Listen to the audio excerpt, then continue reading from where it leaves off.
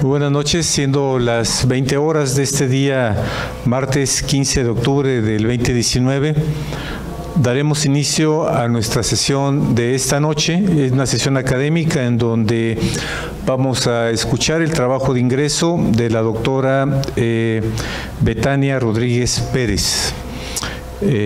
Bienvenida, doctora, desde ahora.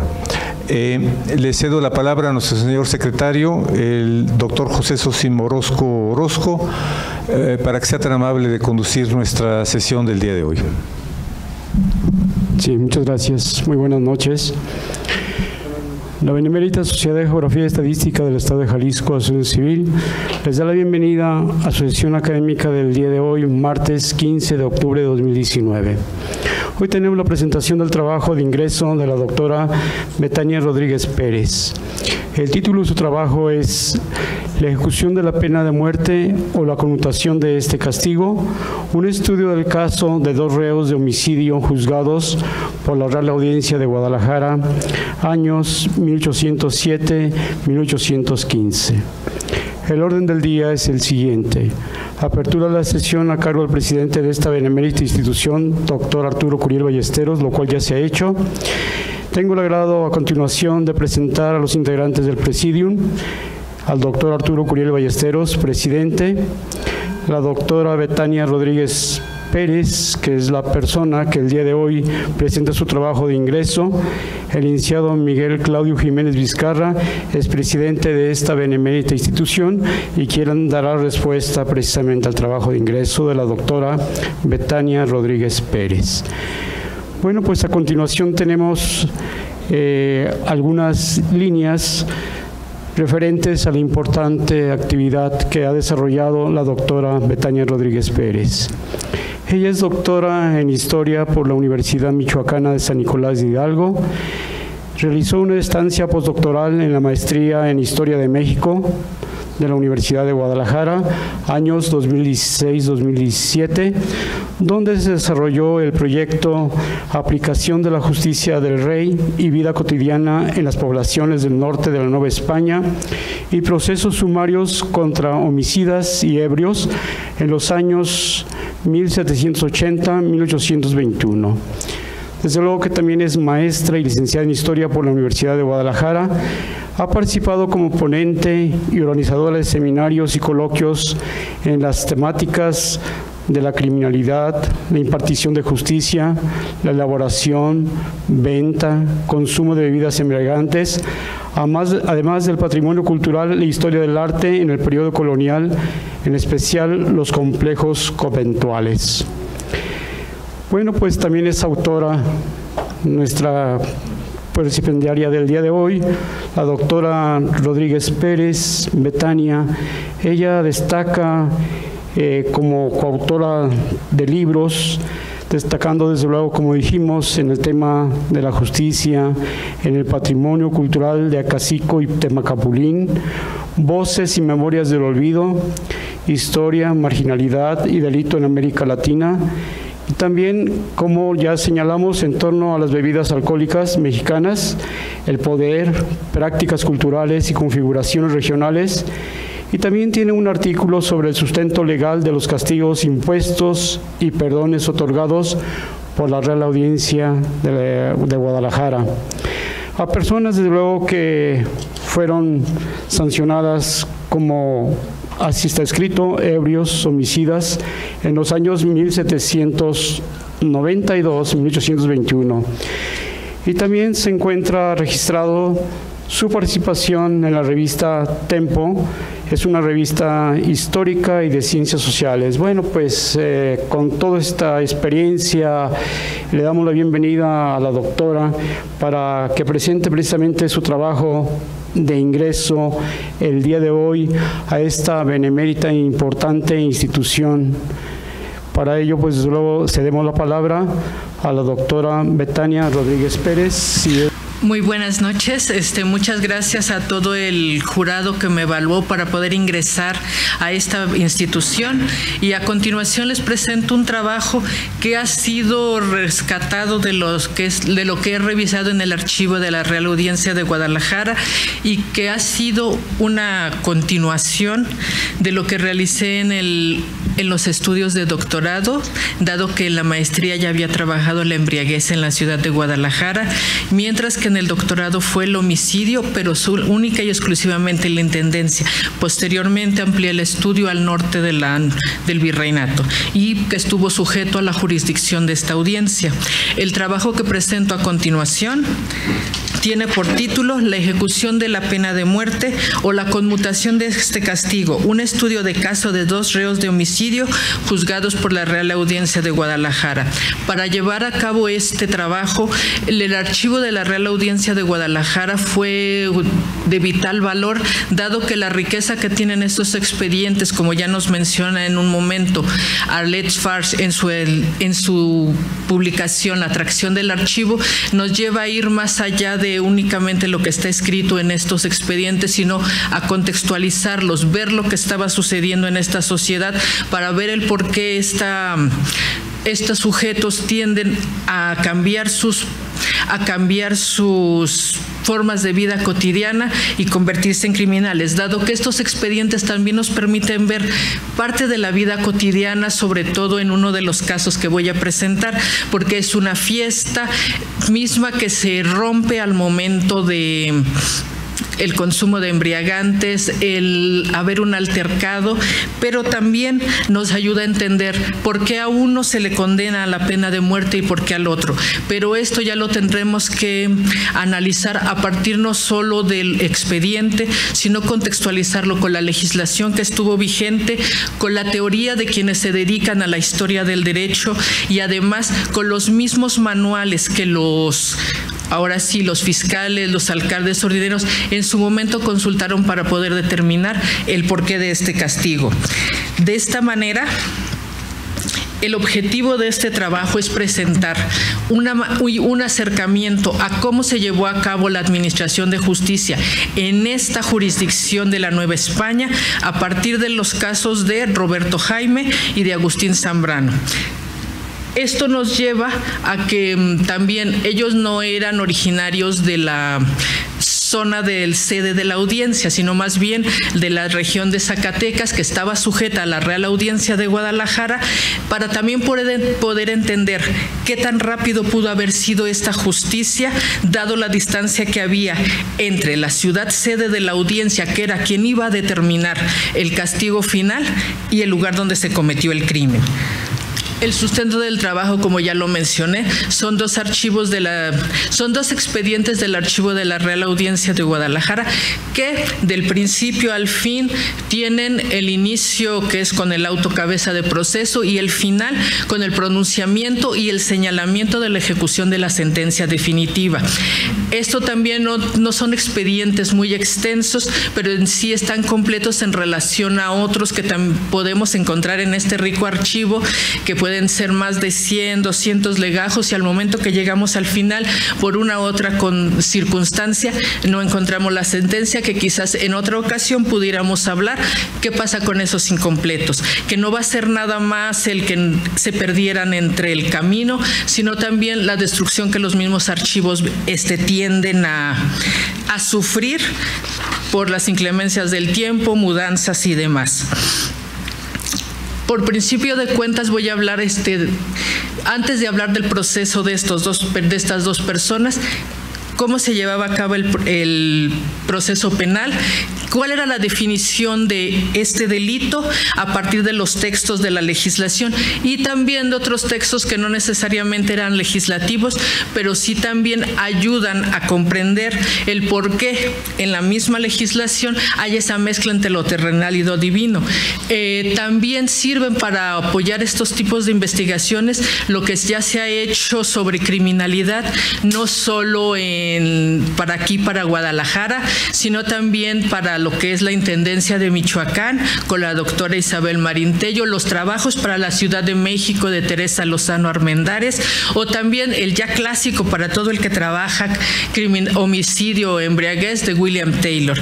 Aunque en mi caso estos textos no me ayudan, más bien no es que no me ayudan a conocer el fenómeno en otras regiones, pero en lo que respecta a la ejecución de la sentencia, ellos se quedan únicamente en mencionar, fueron tantos por condenados a pena de muerte, otros mencionan que no la hubo y no hay esa discusión, el por qué en una región fueron más que en otras, mientras que en la Intendencia de Guadalajara o en la misma jurisdicción de la audiencia tenemos que no es una ejecución de pena de muerte, sino que yo para la pura región de la Intendencia contabilicé 20 y las 20 fueron ejecutadas, de ahí que ocupamos seguir revisando lo que ya se ha escrito para poderlo comparar.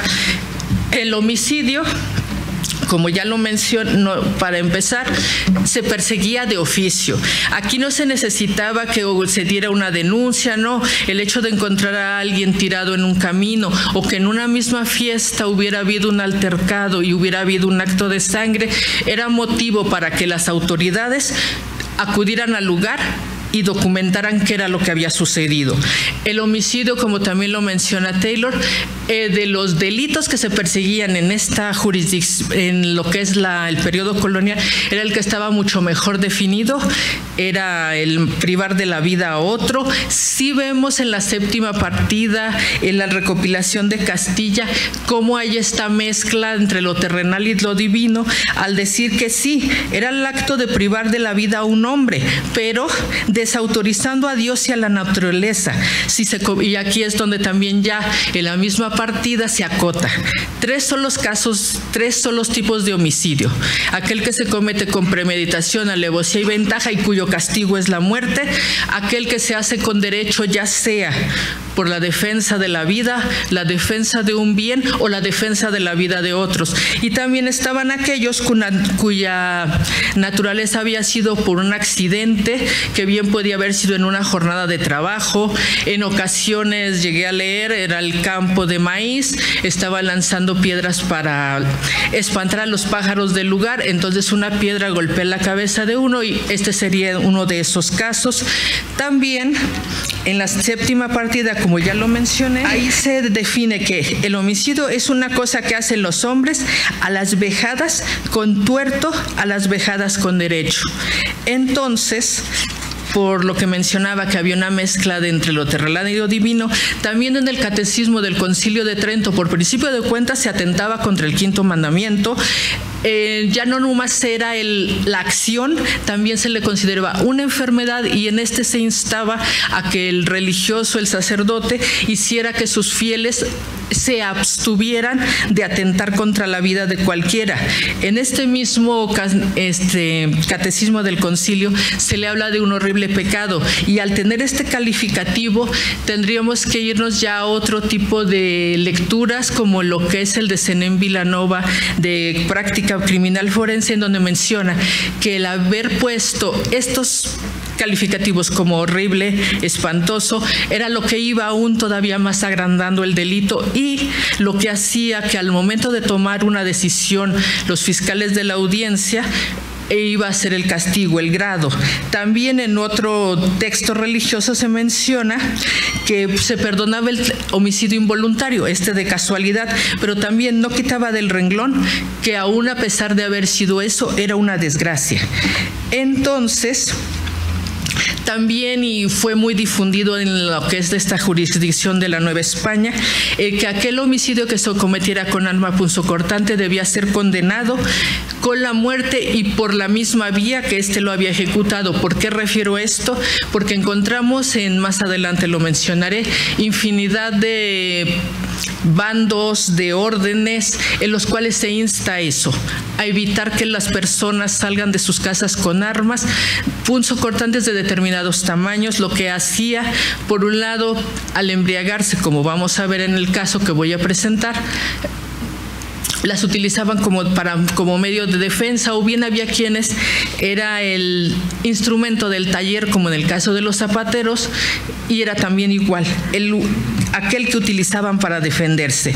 Por otro lado, ¿cuál fue la pena más alta? Ya lo mencioné, va a ser la pena de muerte, pero también va a haber otras penas menos que no indican en sí el privar de la vida al homicida. Este es el caso del presidio, el destierro, que si bien lo menciona Pedro Trinidad Fernández, lo máximo eran los 10 años, lo mínimo podían de ser 3-1, pero también en el caso de esta región de la Intendencia de Guadalajara, o bien de toda la jurisdicción de la audiencia, el enviarlos a las obras públicas, esto con el fin de que por lo menos el periodo que yo manejo era lo que se necesitaba. ¿Quién trabajara en las obras públicas más allá de desterrarlos?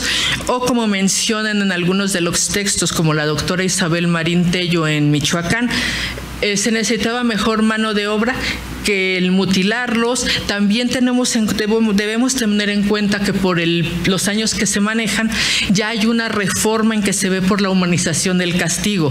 De ahí que si nos vamos a lo que era la pena de muerte, siglos atrás era un espectáculo, así lo van a definir Beccaria o Manuel de Lardizábal, en el cual más allá de el castigo, el demostrarle a otros que ese sería su destino, no iba a solucionar nada. Incluso en otro de los casos que he revisado, eso menciona el reo condenado a muerte.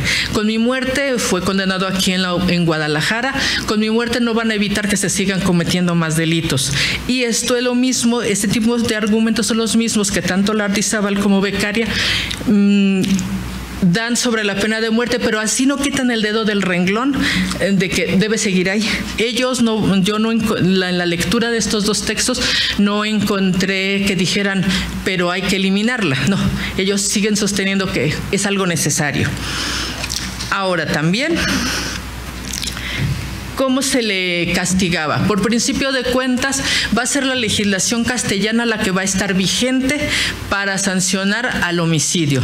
En primer lugar, vamos a tener a la séptima partida, que es a lo que he hecho algunas referencias. Y es ahí en el libro séptimo donde está la definición de homicidio, los tipos de homicidio que acabo de mencionar y los castigos que por lo mismo, así como las excepciones, porque así como va a haber castigos, el homicidio tenemos que hay situaciones en las cuales en lugar de dar un castigo se otorga la libertad. También se utilizó tanto la nueva recopilación como la novísima recopilación. En estos casos, cuando leemos los expedientes, podemos darnos cuenta de las referencias que existen en estos tres textos. De los tres, el que mayor difusión, y lo han mencionado quienes se encargan de la historia del derecho, fue la séptima partida, fue el que mayor difusión tuvo en la Nueva España, pero no podemos quitar el dedo del renglón que los otros dos también tuvieron uso, y esto lo podemos comprobar cuando leemos las sentencias definitivas sobre que eran las que daba la Real Audiencia. Ahí se puntualizaba la ley tal de la recopilación, la de la nueva recopilación, y de esta manera nos damos cuenta que los tres de una manera u otra convivieron en lo que fue la zona de la Real Audiencia de Guadalajara. Por lo que respecta al derecho indiano, el que fue escrito única y exclusivamente para las Indias, aquí tenemos reales órdenes pragmáticas, la Real Ordenanza, la recopilación de leyes de Indias, y de esto lo que se rescata es todo aquello que se dice para evitar el homicidio, como ya lo mencioné. En este caso era la aportación de armas prohibidas, la aportación de objetos punzocortantes que sirvieran para herir, digamos que es lo que más hace referencia al castigo del homicidio, porque en la misma Real Ordenanza de Intendentes de 1786 lo que se hace más que nada es hacer particularidades. Bueno, que el funcionario de Hacienda sí puede traer armas, y entonces es más que nada lo que a veces nos llevan los mismos expedientes. Tal funcionario se defendió porque en la Real Ordenanza se mencionaba esto. Digamos, no porque necesariamente en todos estos se esté dando o se esté puntualizando con respecto del homicidio. Ahí se va a puntualizar sobre muchos temas, incluso se va a mencionar que es una legislación demasiado amplia, lo que es el derecho indiano, es casuista, también es distante, pero no distante en relación al rey, el virreinato y las jurisdicciones, no, distante aún entre lo que era la sede de la audiencia y las poblaciones que dependían de esta. No necesariamente nos tendríamos que ir hacia lo que era hasta España. Tengo que también tomar en cuenta que el trabajo que les presento es sobre justicia ordinaria, de ahí que será el lugar donde se comete el crimen y la Real Audiencia donde se va a dictaminar el final, salvo en ocasiones especiales como cuando eran militares, cuando pertenecían a alguno de los tribunales especiales que había en el virreinato en general, era cuando brincaban a la tercera instancia, que era la Real Audiencia de México, o bien podían saltar hasta el Consejo de Indias, pero no es, en mi caso es justicia ordinaria, así es que era el lugar donde se cometió y era la Real Audiencia la que dictaminaba el final. También será en esta jurisdicción en donde el actor principal, no solamente para dictaminar de manera definitiva una sentencia, va a ser la Real Audiencia. Una Real Audiencia, un tribunal colegiado que estaba conformado por su presidente, oidores, fiscales y otros funcionarios especiales que en él laboraban. Conocemos en sí, se tiene conocimiento más sobre este organigrama, pero también se le concede como también un medio de integración regional, pero digamos que lo que más se conoce de esta audiencia es lo que tomaba en los asuntos en materia de administración, no solo criminal, también civil y fiscal, porque compete a la Real Audiencia determinar sobre el asunto. También se le considera a la Real Audiencia como un catalizador, un intermedio entre los abusos del virrey, funcionarios como en su momento lo fueron alcaldes mayores, posteriormente subdelegados o tenientes de subdelegados, para poder mediar los trabajos y digamos las disputas en ocasiones de jurisdicciones, porque incluso cuando se hizo la visita para saber si se imponía el modelo de intendencias, va a ser el visitador general Gálvez en su informe final en el que va a considerar, aún cuando haya dos audiencias en el Reino de la Nueva España, que era el caso de la Audiencia de México y Guadalajara, él consideró y anotó en su informe eran poco para tan abundante territorio. Y digamos que alguna de sus sugerencias pudo haber sido que hubiera la fundación de alguna otra audiencia, pero pues sabemos que ahí quedó, se dictó la Real Ordenanza y continuaron funcionando tanto la Audiencia de México como la de Guadalajara. El proceso penal, ¿cómo funcionaba?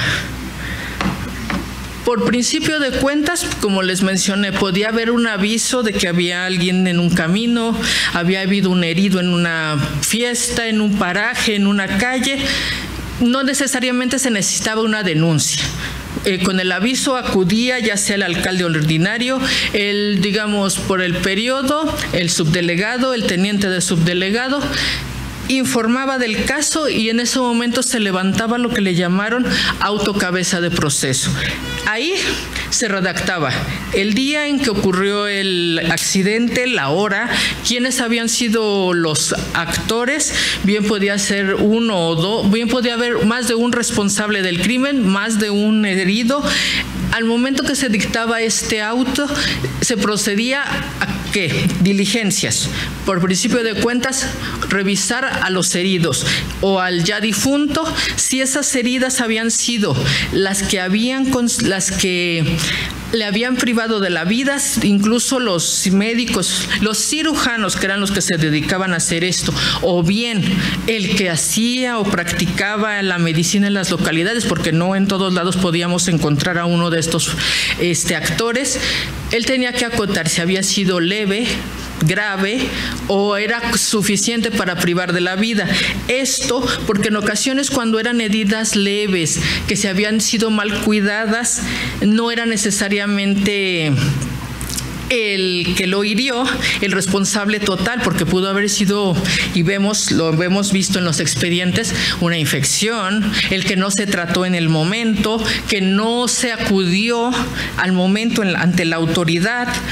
Y posteriormente de esto iniciaba, bueno, si se había detenido al reo en el lugar del acto, pasaba a la Real Cárcel, ahí se le depositaba, porque la cárcel durante este periodo no funcionó como el lugar del castigo, sino única y exclusivamente, y esto está en la misma partida, Beccaria también lo asienta en sus trabajos, Lardizábal, era el lugar de depósito, no era el lugar del castigo. El lugar del castigo, y más que nada, el castigo era el que se le iba a imponer. Ahí el reo lo único que hacía era esperar a que se le dictara una sentencia, que bien podía ser.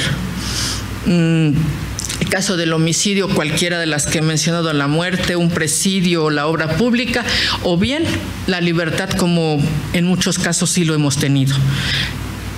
La cárcel, digamos, particularmente durante este periodo, solamente cuando una esposa que pedía que tuvieran ahí guardado al marido unos días, era el único momento en que ahí se quedaba.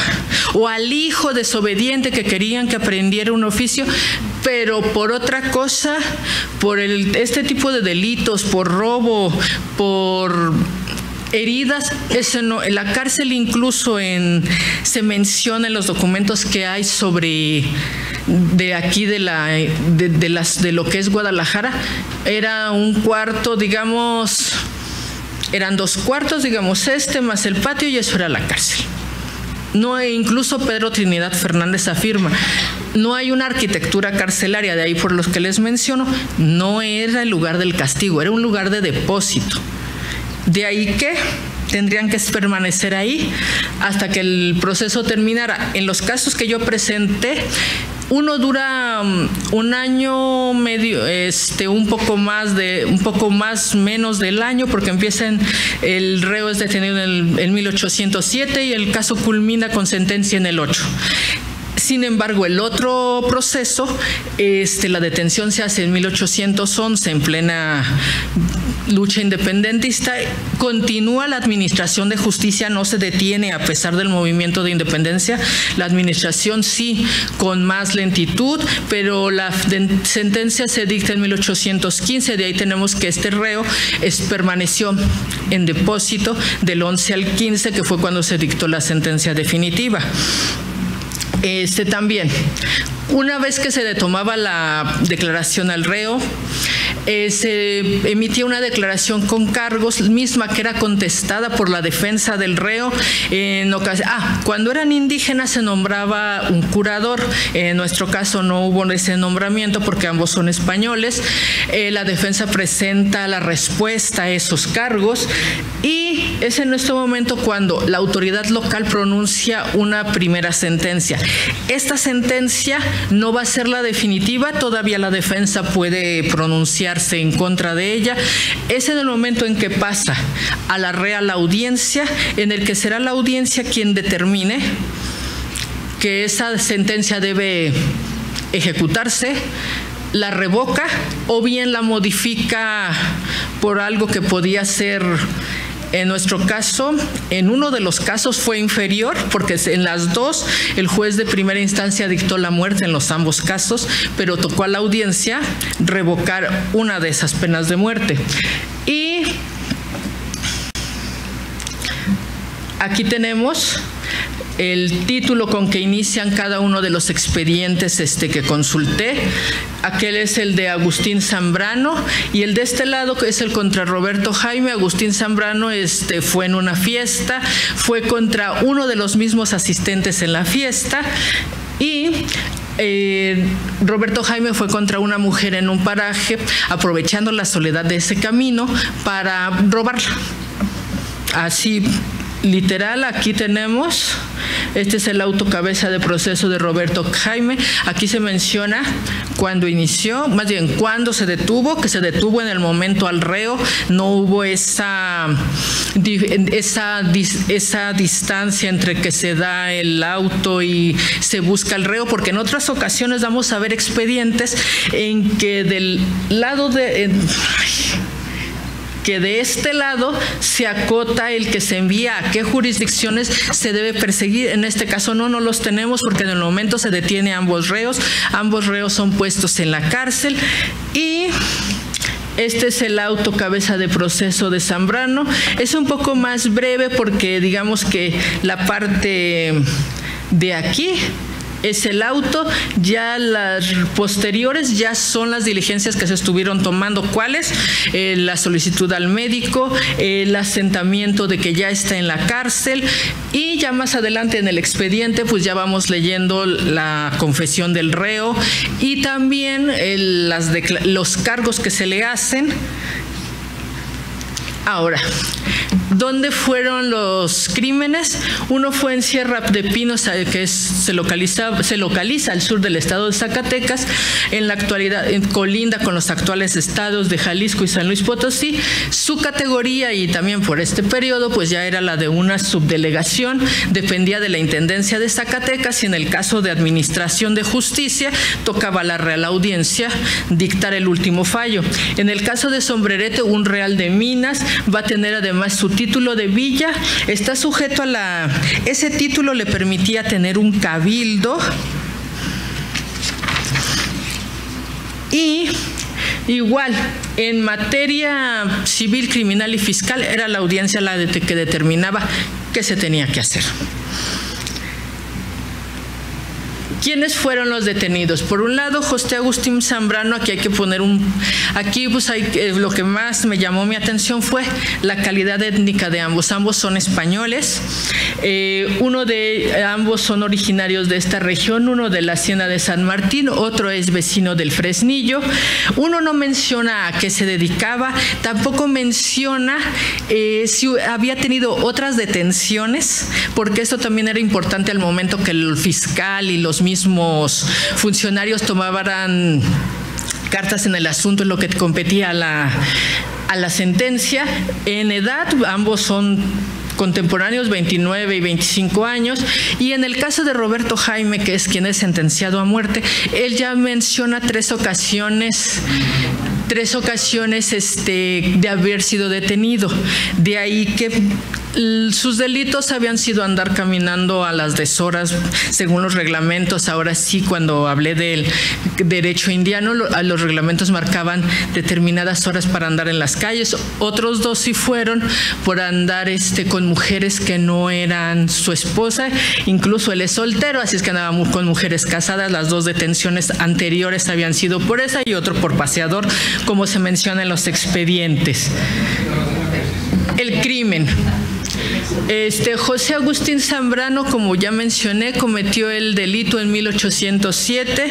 Él asistió a un fandango el día 25 de junio, era la festividad de San Juan, en el Real de Minas de Sierra de Pinos, en un campo del puesto de los Cerritos. Él hirió con un terciado a Jorge Trujillo. Zambrano, ya vimos, era español. Él había estado en el fandango, a lo que mencionan los testigos, y él mismo en su declaración había estado sentado hasta que llegaron, le ofrecieron un poco de vino mezcal. Otro hombre llamado Francisco Cordero le dice: voy al baile, cuídame este terciado. Entonces el señor se quedó con el terciado de Cordero, y es Trujillo quien empieza a hostigar a Zambrano, a insultarlo en medio del pleito. Zambrano hiere a Trujillo, lo hirió de muerte, así lo asienta el médico que lo hirió. Él menciona que la herida que le dio era más que necesaria para privarlo de la vida. En el momento en que se presentan los testigos, no los de la defensa, sino los testigos que estuvieron alrededor del de la fiesta, ninguno menciona que Zambrano estuviera ebrio, como él lo va a sostener y defender tanto en su declaración como en su declaración con cargos.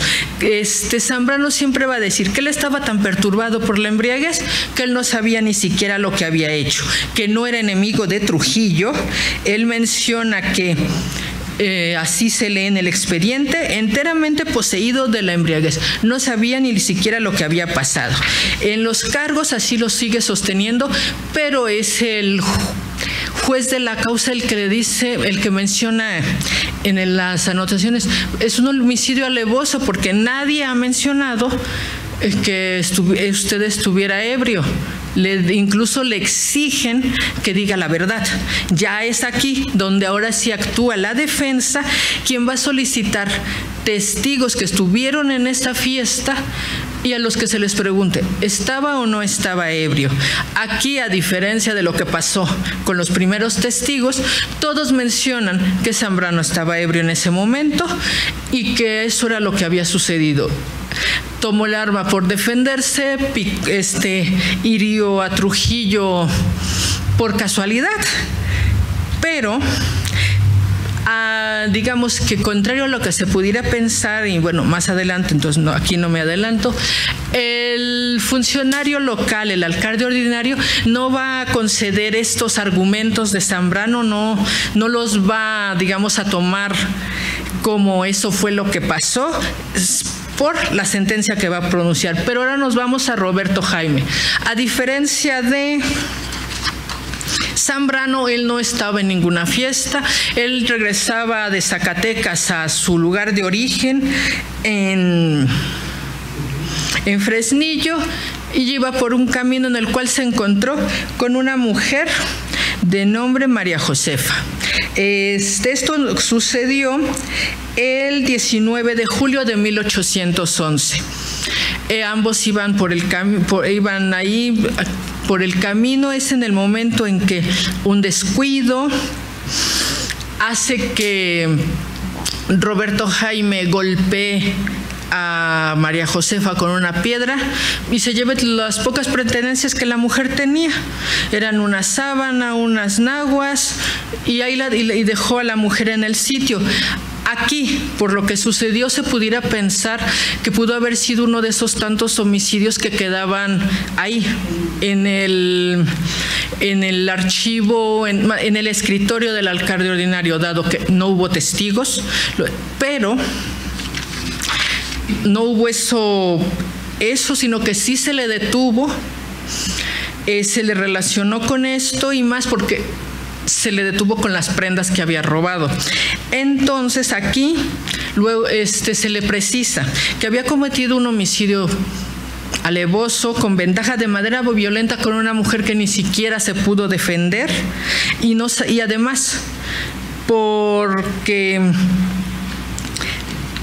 se mencionó que no había duda que él era el culpable. Aquí el subdelegado menciona, debe recibir por ello, por esa alevosía, esa premeditación, un castigo ejemplar. Es entonces en que en primera instancia pese a la categoría de españoles, ambos en primera instancia son sentenciados a la pena de muerte. En el caso de Zambrano se menciona en el sustento, en qué título de la partida y de la recopilación estaba sentado. Incluso se menciona y se redacta en el texto por el ordinario que debía ser conducido con una soga en una bestia al lugar de la horca, para que ahí se le despojara se quitara el animal y ahí fuera ejecutado hasta que muriera. Pero aquí Zambrano, la defensa apela a la sentencia. También Roberto Jaime sentenciado a la pena de muerte en primera instancia. La defensa, incluso por estos años, ya no sería el 11, sino entre el periodo del 14 al 15 en que se ejecuta el reo, se publica un real indulto. ¿De qué se trataba esto? Era el rey, con motivo de una festividad, ya fuera un casamiento o el nacimiento de un heredero, la victoria en una batalla, se publica este real indulto, y entonces la defensa de Roberto Jaimes solicita que sea acogido a este indulto. Sin embargo, en esta primera instancia se le niega el indulto y se considera que por la premeditación en que había ejecutado este crimen, él debía de ser sentenciado a la pena de muerte, pero no iba a ser una pena de muerte, y ya estamos hablando de 1814-15, ya no los inicios, digamos, del periodo colonial. Una pena de muerte en la que además debía ser mutilado el cadáver y puesto en determinadas tramos del paraje donde había cometido el delito. Si nos vamos atrás, volvemos a lo que tanto Lardizábal o Beccaria insistían en que eso era un espectáculo que ya no debía continuar, que no era necesario la mutilación, que quizás ejecución de la pena y nada más. Sin embargo, no. En esta región de la Intendencia de Guadalajara vamos a ver que, y de la Real Audiencia, que no es el único que es sentenciado a ser mutilado, sino que además no va a ser el único español. Los demás pertenecen a alguna de las otras calidades técnicas, pero hay españoles, lo que se podría pensar que no por su calidad, pero no, sí. Y ya cuando llegamos al pronunciamiento final de la Real Audiencia, en el caso de Roberto Jaimes, sí, vamos a ver en el documento cómo está una pragmática que dice que se aplique la pena de muerte. La audiencia ratifica esta pena, ratifica cómo debía ser ejecutada, pone una vez más el sustento en las leyes de partida y la recopilación que debía darse, y ya es al final del expediente en donde se anota que se ejecutó. Mientras tanto, Agustín Zambrano se conmuta la pena, e incluso Roberto, Jaime sí, a Roberto Jaime se decía, tiene del 11 al 15 en la cárcel.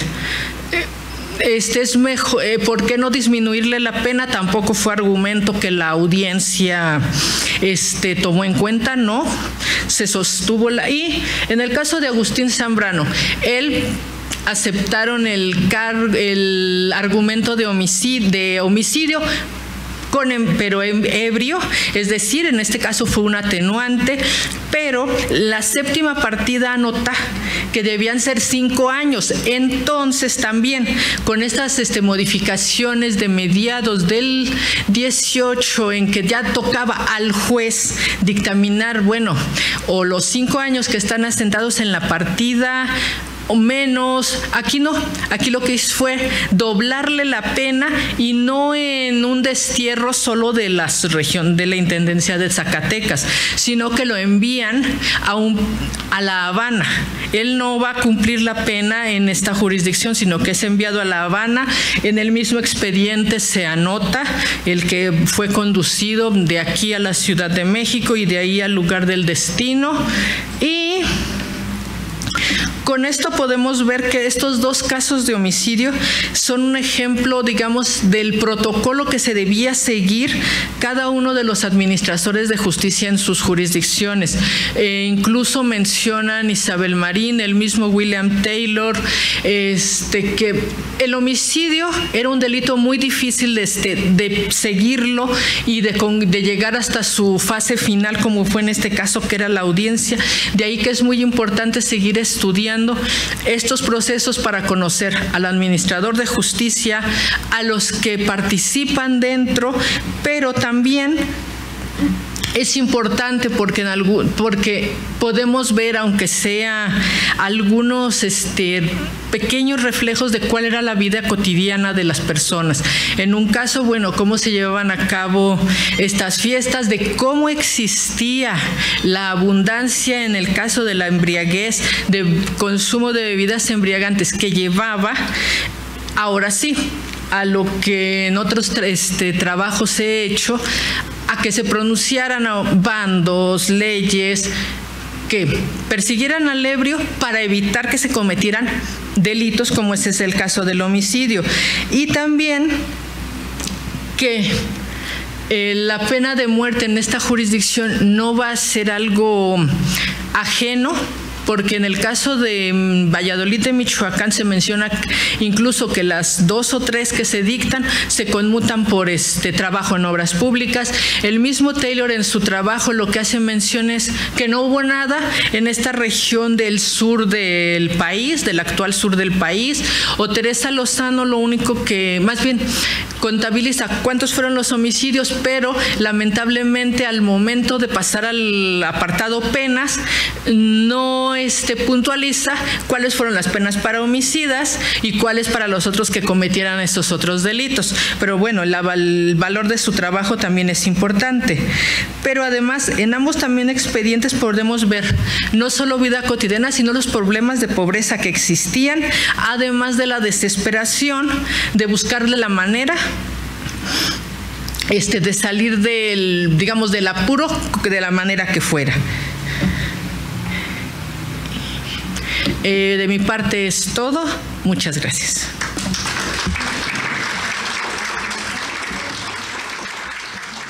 Bien, muchas gracias, doctora Betania Rodríguez Pérez. Hemos escuchado su trabajo, la ejecución de la pena de muerte o la conmutación de este castigo, un estudio del caso de 2 reos de homicidio juzgados por la Real Audiencia de Guadalajara, 1807-1815.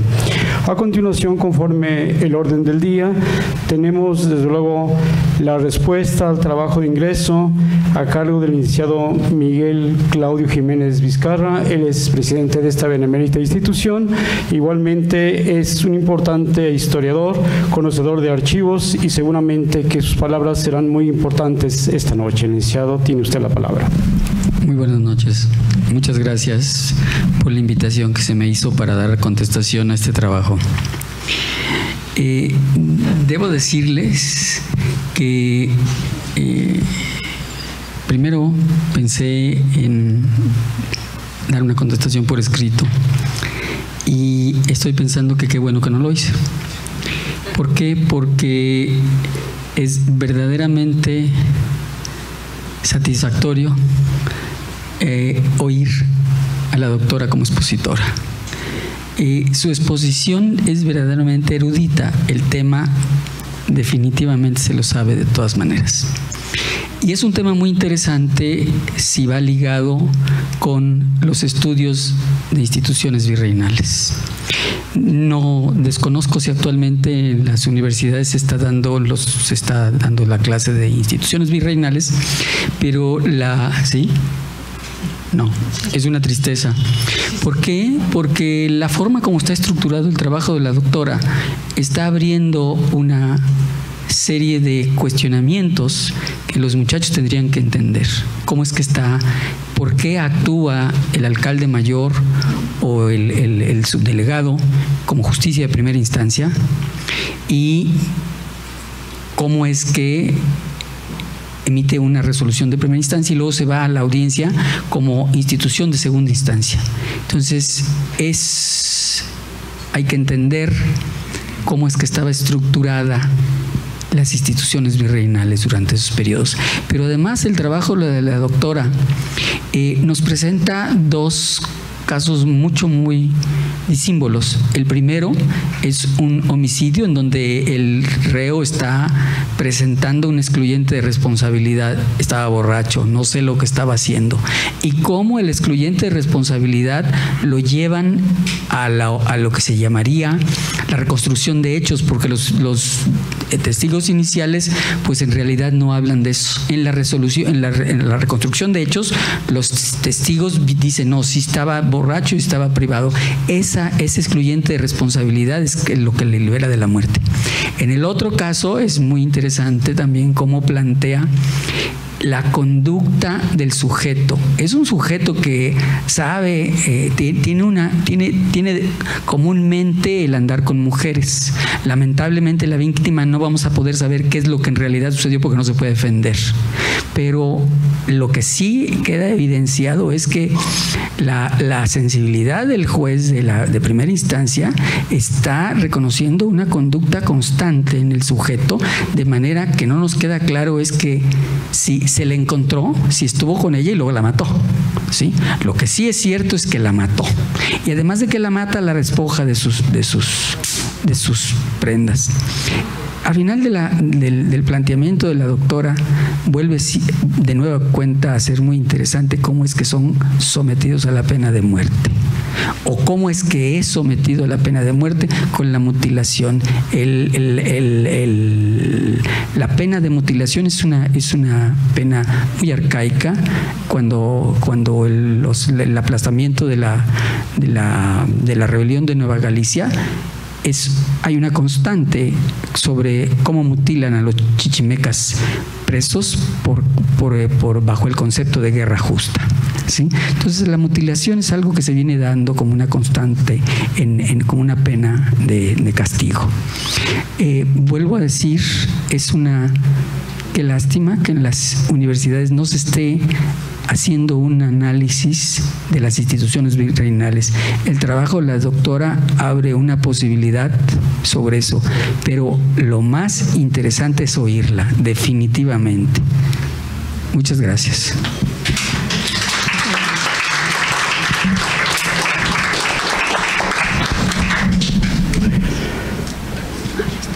Bien, pues de esta manera hemos escuchado la respuesta de nuestro expresidente, licenciado Miguel Claudio Jiménez Vizcarra.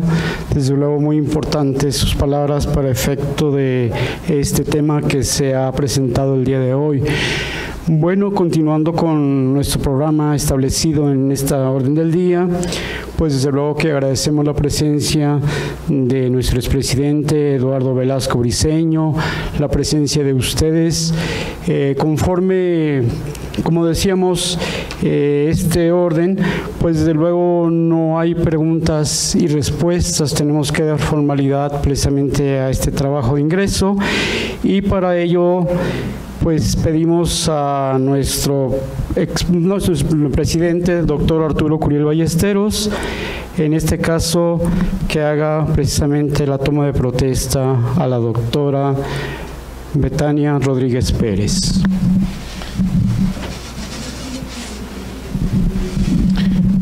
Sí, con mucho gusto. Vamos a pasar a la... puede estar ahí si usted gusta. Vamos a tomar la protesta que marca el protocolo. Cada vez que tenemos a un nuevo integrante, le tomamos la protesta, en principio en nombre de la Sociedad Mexicana de Geografía y Estadística, que en este año cumple 186 años de existencia, y de la Benemérita Sociedad de Geografía y Estadística del Estado de Jalisco, que en este año cumple 155. Doctora Betania Rodríguez Pérez, pregunto a usted, ¿protesta usted cumplir y hacer cumplir normas y reglamentos que rigen la vida institucional de la Benemérita Sociedad de Geografía y Estadística del Estado de Jalisco y promover a través de su trabajo el crecimiento cultural, científico y humanístico de los Estados Unidos mexicanos y del Estado de Jalisco? Sí, protesto. Si así fuera, y tenemos la confianza que así será, que la comunidad de la Benemérita Sociedad de Geografía y Estadística se lo reconozca y se lo demande. Felicidades y bienvenida.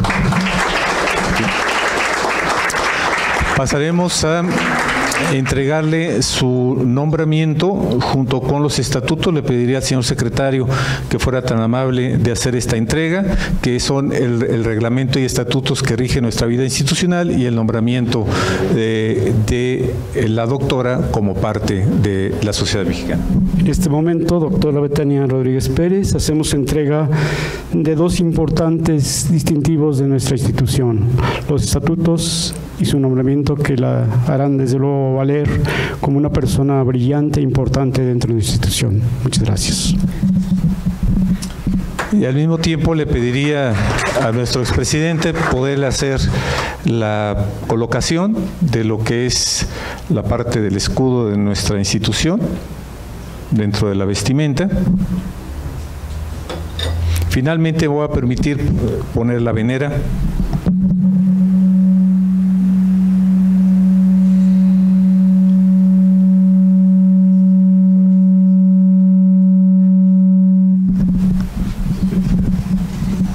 Bien, de esta manera, pues se ha presentado el trabajo de ingreso exitosamente de la doctora Betania Rodríguez Pérez, la ejecución de la pena de muerte o la conmutación de este castigo, con la excelente respuesta de nuestro expresidente, el licenciado Miguel Claudio Jiménez Vizcarra, y desde luego se ha contemplado también la imposición de los distintivos de venera para, desde luego, tener esa jerarquía de consorcio de nuestra benemérita institución.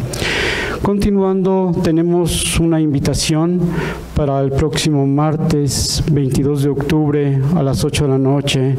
Es una conferencia sobre la Guardia Nacional, aproximación histórica y situación actual, a cargo de dos de nuestros consocios, el doctor Marcos Pablo Molesni Gruer y doctor Nacausin Tonatiu Bravo Aguilar. Y de esta manera, pues también tenemos la invitación que nos hace esta benemérita institución, desde luego cada sesión académica, y es un brindis de honor que se va a llevar a cabo aquí en el jardín de nuestra casa sede, y de esta manera ya estamos llegando al final de nuestra sesión académica el día de hoy, con el mensaje de clausura a cargo del doctor Arturo Curiel Ballesteros, presidente de esta benemérita institución. Sí, muchísimas gracias, señor secretario José Sosimo Orozco, por la conducción de esta sesión de ingreso. Sin lugar a dudas, cuando soy testigo de un ingreso de un nuevo socio, de una nueva consocia, me da una gran satisfacción, ya que al igual que los bosques, para que los bosques sean eternos y sean permanentes, tiene que haber renuevos. Y en este caso, bienvenida Betania Rodríguez Pérez. Doctora, muchísimas gracias por estar interesada en ser ahora parte de esta comunidad, y la tenemos como una aliada más en estas tareas, y pues eso nos da mucha alegría, pues a través de los ingresos de los nuevos consorcios es como hemos durado 155 años. Así que muchas gracias a todos por ser testigo de este acontecimiento, y siendo las 20 horas con 55 minutos de este día 15 de octubre del 2019, terminamos nuestra sesión académica del día de hoy. Muchas gracias a todos por su presencia.